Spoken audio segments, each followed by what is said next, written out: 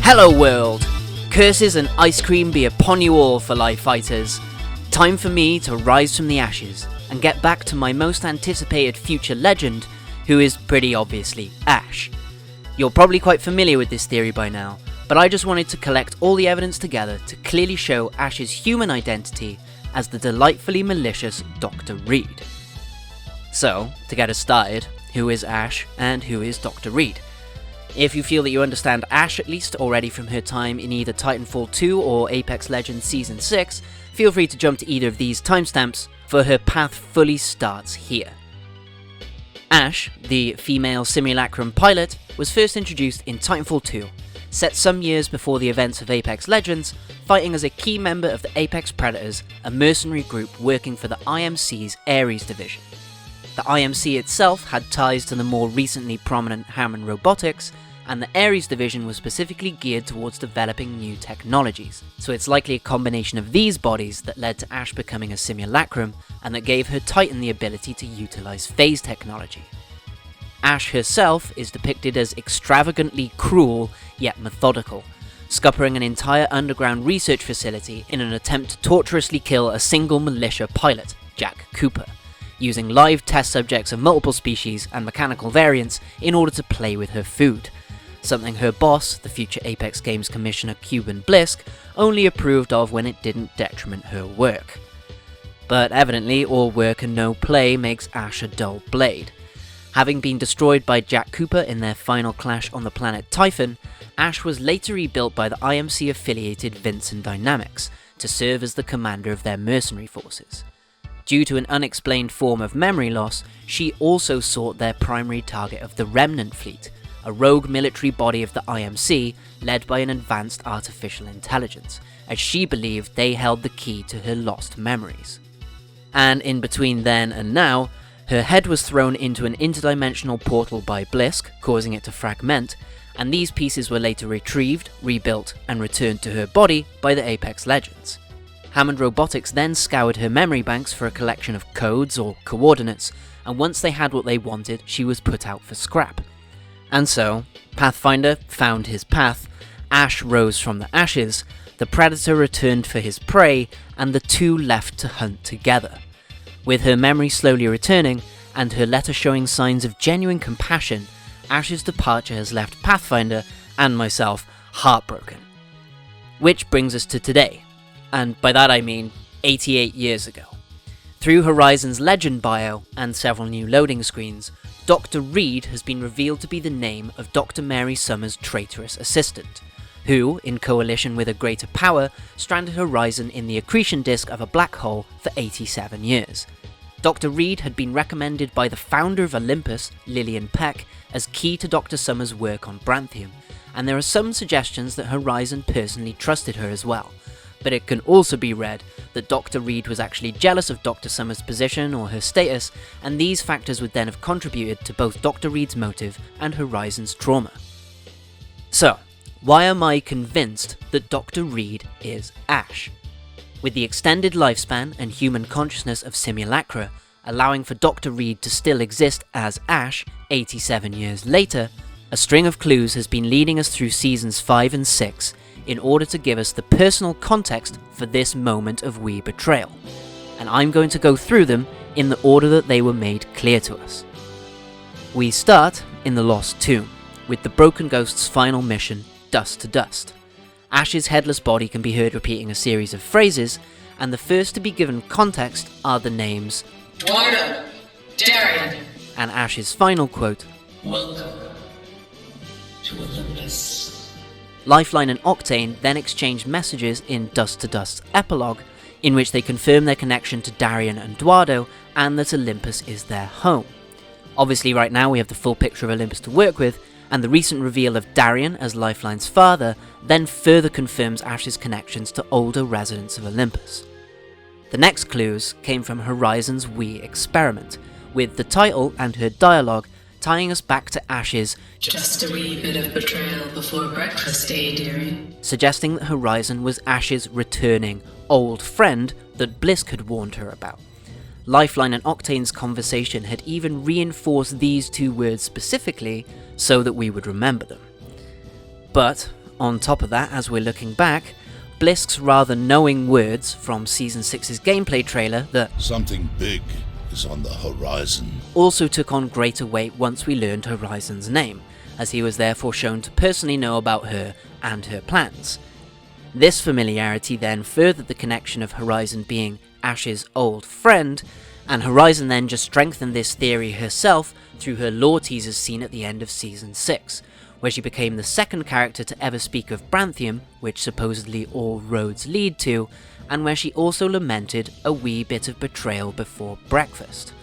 Sorry, dearie, with Promise then throwing this wee bit of betrayal on us, I couldn't have ever been more convinced that Dr. Reid is Ash. But they did give us more. Season 7's loading screens have not only given us a greater insight into Olympus's history, but they have now confirmed Ash's relation to Olympus's early years, from the time of Dr. Mary Summers and Dr. Reid. The seemingly nonsensical equation X equals the temperature of the negative space, not the specimen itself, is a direct quote from Dr. Lillian Peck, founder of Olympus and godmother to Newton Summers.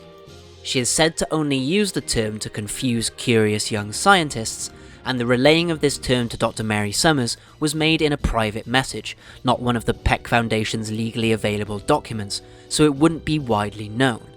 As Dr. Reid is stated to be necessary by Lillian Peck, and is supposedly less qualified than Dr. Summers, it would then stand to reason that the two had interacted, and Lillian Peck is where Dr. Reid, and therefore Ash, would have learned the nonsensical equation. Although, given that Dr. Reid was taking orders from her superior during Horizon's Stranding, and was able to return to Olympus with the recovered Branthium, she could also have picked this phrase up after that event. The timeline there doesn't exactly matter, as either could suggest that Lillian Peck is not wholly innocent in Horizon's Stranding event, but this further political plot element should add even further weight and nuance to Ash and Horizon's motivations and actions going forward, which I am always down for. And from here there's just a few further connections that you can make as well, now that we have full context for Olympus, Dr. Ash Reid, and Horizon. Given Horizon's final lore teaser is able to identify her as Dr. Mary Summers, this could suggest that the transmissions are being received by Olympus, a place that knows her, which would then have allowed Dr. Ash Reid to hear the full phrase of "just a wee bit of betrayal before breakfast, eh dearie," as the daily log containing this quote, number 36, would have been recorded and received 13 years after Horizon's Stranding, allowing Dr. Reid ample lifespan to hear it. But to be able to hear the final log, 148, set 52 years later, she would probably have to become a simulacrum. That said, a link to Olympus and Branthium would actually have benefited Ash's use of phase tech during Titanfall 2, as she was not only able to endure phasing thanks to her simulacrum body, but she would have been extensively familiar with the tech itself, as the experiments on Olympus would have made her instrumental in its initial creation. In fact, another of her dust-to-dust voice lines might actually refer to the destructive formation of the Rift, as she hauntingly sings about the missing failsafe, failsafe, who's got the failsafe? But then perhaps on a lighter note, given the gravity of the situation, I do feel there's room for Ash to be made more sympathetic as we go forward here, given my favourite line of Who doesn't like ice cream? Every kid likes ice cream. which I believe may have been said to Horizon's son, Newton, suggesting that Ash made sure he was taken care of as a child. But that could always just push Horizon's emotional trauma further, even if Ash's actions were an attempt at making amends of sorts. And despite my belief that her own jealousy partly led to Horizon's Stranding, the greater influences and possible conspiracies at play should only reinforce Ash's ability to become more relatable over time. The personally invested rebuilding of her head and her experiences with Pathfinder have only served to progress this familiarity, and the mask charms from last season again just seem like endless value being poured into her setup. With that said, Season 7's charms might also be linked to Ash as well, with the origami dinosaurs not only suggesting a monster from the past, but also the adoption of more Eastern cultural traditions, something we have seen at least Ash perform on many occasions, such as various yoga poses, and that's on top of being Apex's resident grey fox. Okay, she's maybe more like the Major, I suppose. And with that said, the origami could take on one final meaning as simulacrum physiotherapy. Ghost in the Shell's second season features an episode where a young girl is heavily injured in a car accident and as a result has her brain cyberized and implanted in a machine body. A young boy with only one functioning arm helps her rehabilitate and get used to her cyborg body in the hospital, where they both fold paper cranes in order to stimulate their finer nervous systems. Just a thought. And, well, you know, if one of the senior writers for Apex Legends was called Ash Reid, and Respawn were particularly known for naming Apex characters after their staff members, then I'd finally be out of stuff to say, because I'd have kind of proven my point. And of course it turns out, she is, they are, and so my work here is done. I hope you enjoyed this full breakdown of Dr. Ash Reid, the Olympian assassin, the simulacrum light of my life, the one and the same. There's really no point for Dr. Reid to not be Ash at this point, unlike Forge, who existed and died for very meta reasons, along with mildly fleshing out Revenant, as all of Ash's focus setup would really go to waste in service of building up a totally different character that we don't know or care about yet. Like, I care about Ash. I want to get her an ice cream, man, like, maybe a mouth to eat it with as well, I suppose. I also really want to know why she did what she did. And I'm confident that we'll get to learn that soon enough because of the care that they seemingly have invested into her character. The path doesn't end here.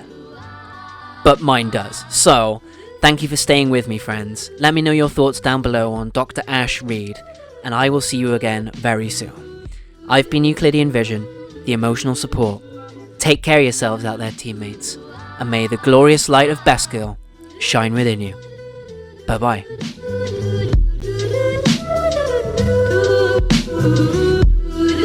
Ooh.